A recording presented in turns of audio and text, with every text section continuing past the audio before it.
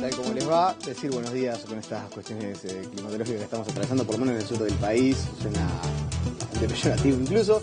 Vamos a iniciar la entrevista del día de hoy recibiendo al diputado por el Partido Colorado, Conrado Rodríguez. ¿Cómo anda? Buen día, Nicolás. Sí, la verdad, muy lluvioso. Muy lluvioso, muy lluvioso. Además, una situación bastante particular, previa semana de turismo, paro del transporte, eso dificulta también las cuestiones, bueno, en fin. Vamos a conversar sobre algunos asuntos que teníamos pensado desarrollar.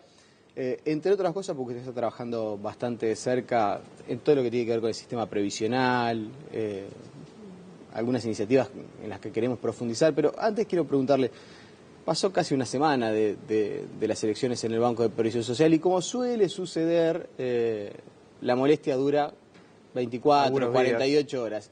Y después a nivel parlamentario, sobre todo, que es donde se debería trabajar para modificar ese escenario, poco se hace. Me consta que usted está trabajando en la materia, o que por lo menos tiene alguna iniciativa en ese sentido. ¿Qué es lo que tiene para ofrecer? Sí, a ver, inclusive los días anteriores a la elección se discutió el tema de la obligatoriedad de la elección. Tenemos que recordar que en verdad la elección está establecida en una disposición transitoria de la Constitución, o sea, que en verdad está dentro de la Constitución y por eso se debe cumplir. Pero el tema de la obligatoriedad puede ser modificado por ley. Eso fue discutido las semanas previas, pero es cierto que no había tomado estado parlamentario.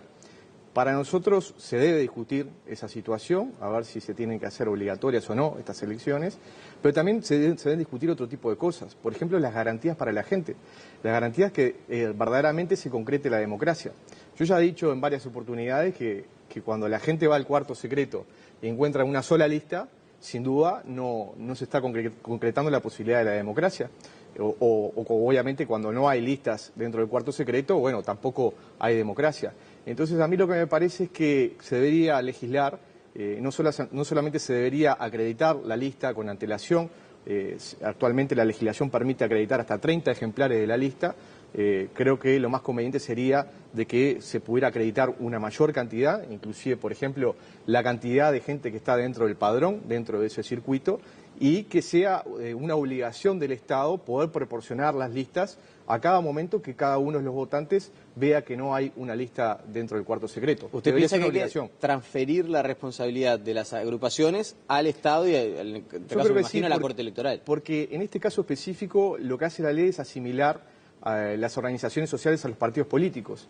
Y creo que es equivocado, porque las organizaciones sociales no necesariamente tienen la estructura que puede tener un partido político a nivel nacional. Entonces es muy difícil inclusive, por ejemplo, para organizaciones sociales vinculadas con jubilados, de que tengan que estar continuamente reponiendo listas en todos los circuitos de todo el país. O sea, es un esfuerzo realmente muy, muy grande. Yo creo que el Estado debe garantizar de que existan las listas suficientes de cada uno de los postulantes dentro del cuarto secreto. El ministro de Trabajo y Seguridad Social, Ernesto Murro, se mostró, yo no sé si decir molesto, pero sí cuanto menos en desacuerdo con lo que él consideraba fue una politización de estas elecciones del BPS. Lo que considera Murro, o por lo menos lo que planteó ante la prensa, es que se cuestionó la representatividad del PIT-CNT, de la ONASPU, anteponiéndole representaciones que no son sociales, sino que tenían un matiz político. Bueno, a mí lo particular no me consta, y también es cierto que dentro de la representación del PIT-CNT hay un grado de afinidad muy grande con el Frente Amplio. Esto ha sido histórico. De hecho, la dirigencia del PIT-CNT, la mayoría milita dentro del Frente Amplio o forma parte de los cuadros del Frente Amplio, así que creo que esa crítica no la recibo. A mí no me consta que las otras listas, por lo menos en el Partido Colorado no sacó ningún tipo de lista en la elección del BPS.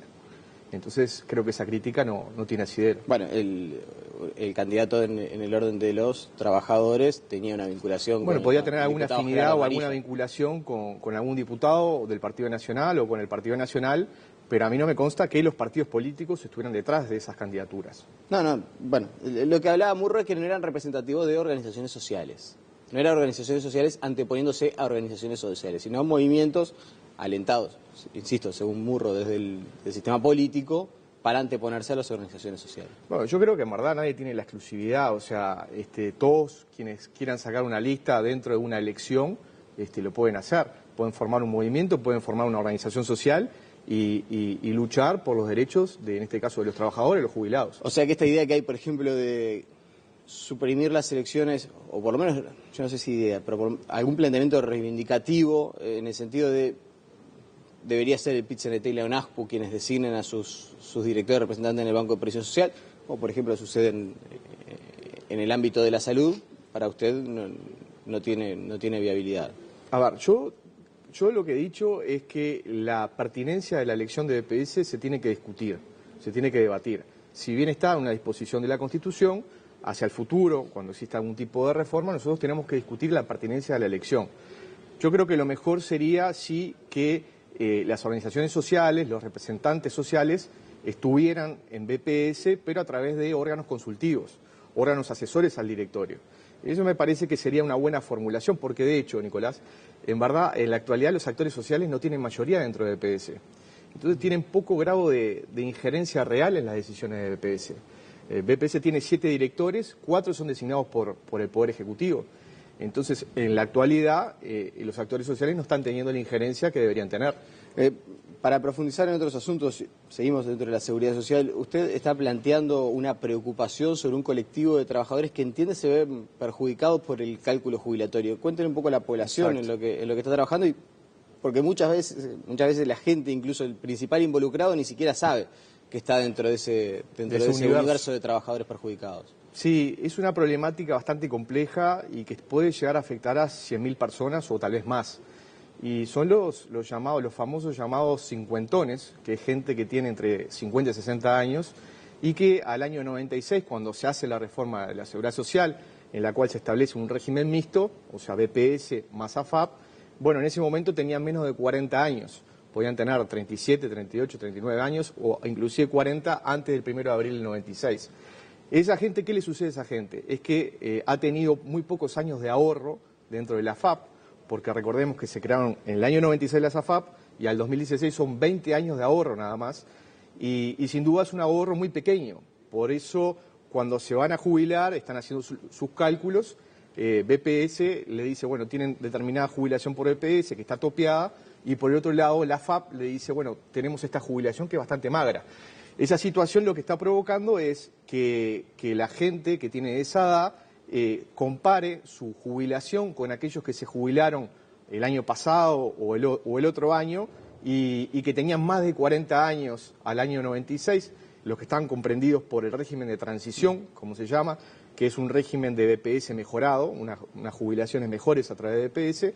Entonces los cincuentones se comparan con esa gente y lo que les está dando es que están teniendo una jubilación menor, cercana a un 30% de los que se están jubilando por el régimen de transición. ¿Y cómo se hace para equiparar? ¿Qué es lo que usted plantea? Bueno, nosotros lo que planteamos primero, tenemos que decir que tenemos algunas restricciones.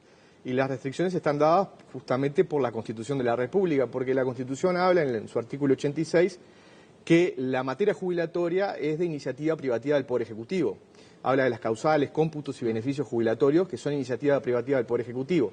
Por lo tanto, a nosotros nos pareció que lo único que podíamos hacer para intentar solucionar esta temática era a través de un proyecto de ley interpretativo de la ley del año 96. ¿Qué dice? Básicamente dice, la ley del año 96 decía cómo se computaban las asignaciones computables o los ingresos de la gente a partir del año 96 para adelante, pero no establecía claramente cómo se computaban los que se habían hecho para atrás. O sea, estos cincuentones obviamente tuvieron actividad laboral amparada en BPS antes del año 96. Entonces, como no está establecido claramente en la ley, nosotros creemos que lo más justo es interpretar, en un sentido de justicia y razonabilidad, de que se tomen todos los ingresos de esas personas y no un ingreso topeado. Esa es la manera que nosotros vimos realmente que es mucho más justa y que lo que hace es mejorar la jubilación por BPS por ese tramo de tiempo. Pongamos, una persona que entró a trabajar en el año 76 y hasta el año 96 se le va a mejorar la jubilación por BPS y eso mejora la globalidad de la prestación de BPS. Imagino mucha gente del otro lado escuchándolo. Esta situación en realidad recién se debe estar empezando a dar en algunos casos. El escenario de complicaciones para dentro de 5, 6, 7 años, cuando estas personas que están en este universo empiecen a tener la edad jubilatoria. Todavía no se están dando demasiados casos. No se dan demasiados casos porque en verdad recién ahora están llegando a 60 años de edad. Y una de las cuestiones que implicó esta situación de los cincuentones es que se cambiaron los parámetros del sistema. En el año 2008, a través de una ley del primer gobierno del doctor Vázquez, se cambiaron algunas ecuaciones dentro del régimen previsional. Antes, en el año 96, se había establecido que para jubilarse, una jubilación común, se precisaban dos cosas: 60 años de edad cumplidos y 35 años de servicio. En el año 2008 se cambió de 35 a 30 años de servicio. Y en el caso de las mujeres, se pueden jubilar con 25 años de servicio. Esa situación lo que ha generado es mucho menos años de ahorro al sistema de las AFAP y también una menor jubilación en BPS. Entonces, esa situación, sumada a otras situaciones particulares, porque también la ley del 2008 lo que estableció es que te podés jubilar con menos años de trabajo, pero también partís de lo que es el sueldo básico jubilatorio, un sueldo básico jubilatorio menor que el que estaba establecido en el año 96. Entonces, eso está provocando de que la gente, cuando llega a los mínimos, que en este caso se podrían cumplir este año, en el 1 de abril del 2016, bueno, están teniendo una jubilación magra. Nuestras estimaciones son de que si la gente difiriera unos años más la jubilación, por ejemplo a los 65 años, esa situación ya no se daría. Inclusive se pasaría a ganar más de lo que ganan los del régimen de transición. Por la vía de los hechos, entonces, está, no digo que haya una intencionalidad, pero, fácticamente lo que está pasando es que a la gente le conviene no jubilarse a los 60, esperar hasta los 65, tratar de seguir en la vida laboral y allí sí poder pasar. Eso claro, que tanto se ha dicho, tanto se discute acerca de qué pasa con la edad de retiro de la vida activa laboral, en los hechos se está dando para que uno se vea prácticamente obligado a estirar hasta los 65 a diferir. En verdad, a ver, yo no me siento en la libertad de decirle a la gente, bueno, esperen 5 años más, sigan trabajando para poder tener una mejor jubilación. Creo por esa razón que nosotros a nivel legislativo tenemos que actuar, porque si hay una situación de injusticia con respecto a un universo de personas, bueno, nosotros tenemos que tenderle la mano y hacer que, bueno, que puedan ganar lo mismo o muy cercano a los que se han jubilado por el régimen de transición. Esa es la apuesta nuestra y por eso nosotros primero presentamos este proyecto de ley interpretativo, pero también lo que hicimos fue mandarle una minuta de comunicación al Poder Ejecutivo, como es iniciativa privativa del Poder Ejecutivo, para que el Poder Ejecutivo pueda hacer suyo este proyecto que le enviamos y que la gente pueda decidir claramente, de forma libre, por cuál régimen se jubilan. Esto es, si por el régimen mixto, BPS más AFAP, o si por el régimen de transición, BPS mejorado. ¿Ha tenido alguna respuesta por el momento o no? He tenido respuesta de los legisladores. Los legisladores de todas las bancadas están preocupados también por esta temática y muchos de ellos me han pedido el proyecto de ley interpretativo y algunos de ellos también la minuta de comunicación.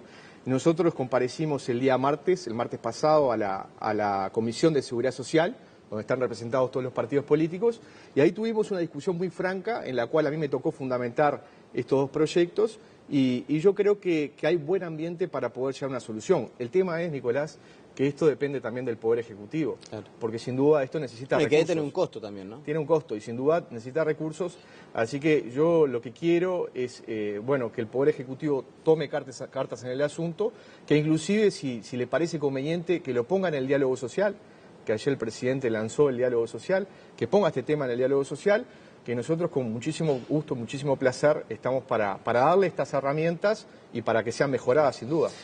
Ayer apareció en el semanario Búsqueda una entrevista, comentarios del viceministro Nelson Lustanó, donde hablaba de la necesidad de empezar a revisar el momento de retiro, ¿no? No lo planteaba directamente, pero hablaba justamente de empezar a discutir si nos tenemos que seguir jubilando a los 60 años. ¿Cree que es una discusión que se viene, que se va a instalar en el corto plazo? Sí, puede ser una discusión que se tenga que dar. El hecho es que hay muchas variables dentro del país que juegan en contra para que la gente pueda tener una muy buena jubilación a muy corta edad. El mundo tiende a diferir las jubilaciones para que el sistema pueda responder adecuadamente y la situación demográfica del Uruguay y de la gente que está en actividad y la gente que son pasivos provoca de que sí, a lo mejor se tenga que discutir el tema de la edad de retiro. Pero la ley vigente lo que establece es que son los 60 años y nosotros lo que tenemos que hacer es que la gente que se está por jubilar no salga perdiendo por un tema de injusticia. Me quedan 3-4 minutos y no quiero dejar de hablar de la interna del Partido Colorado. ¿En qué momento se encuentra? Según los últimos sondeos, el Partido Colorado no termina de despegar. ¿Le parece que está costando demasiado levantarse el golpe electoral que sufrieron? La situación sin duda fue compleja en todo el proceso electoral que vivimos en el 2014 y 2015. Cuesta así poder reconstruir rápidamente esa confianza perdida, pero en ese sentido nosotros lo que hicimos fue enseguida después de la elección de mayo del año pasado, salir rápidamente a reconstruir esa confianza, y lo hicimos a través de un nuevo sector, que es Espacio Abierto. Es un espacio liderado por el diputado Tabaré Viera, que tiene una intendencia liderada por el doctor Marne Osorio en Rivera, y que tiene una cantidad de dirigentes de todo el país. Es un sector que ha nacido recientemente y que ya tiene estructura política en todo el país. Y entendemos que el camino de la recuperación del Partido Colorado es ese, es que existan nuevos sectores de donde se pueda hacer una plataforma de lanzamiento de nuevos dirigentes y donde puedan haber nuevas ideas y nuevas propuestas. Claro, pero ¿por qué no termina de despegar el Partido Colorado? No debe ser por la falta de sectores que no termina de despegar. ¿Qué es lo que entienden ustedes que está faltando para que el Partido Colorado vuelva a enamorar al electorado? El partido, sin duda, necesita comunicar de forma diferente. Y el partido en los últimos años no ha comunicado de buena forma, inclusive muchos de los logros que ha tenido. Nos hemos reparado, sí, en los errores que hemos cometido. Hemos hecho una cantidad de diagnósticos impresionantes, pero sí hemos cerrado muchísimo en la comunicación. Y creo que el camino de recuperación del partido está por la comunicación y por la cercanía con la gente.